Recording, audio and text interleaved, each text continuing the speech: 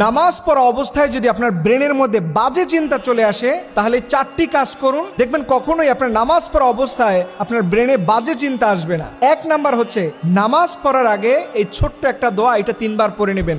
আপনি পড়বেন আউযু বিল্লাহি মিনাশ শাইতানির রাজিম, এইটা আপনি হৃদয় থেকে 3 বার পড়বেন, দেখবেন আল্লাহ তাআলা শয়তানের ওয়াসওয়াসা থেকে নামাজের মধ্যে আপনাকে বাঁচিয়ে দিবেন। 2 নাম্বারে, এরপরেও যদি মনের মধ্যে বাজে চিন্তা চলে আসে, তাহলে মনে রাখবেন খিনজাব নামক একটা শয়তান আপনার কাঁধের কাছে বসে আছে।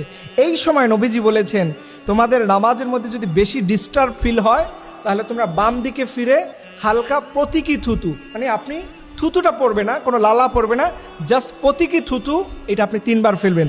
দেখবেন সাথে সাথে এই খিনজাব নামক যে শয়তান থাকে, এটা আপনার থেকে পালিয়ে যাবে।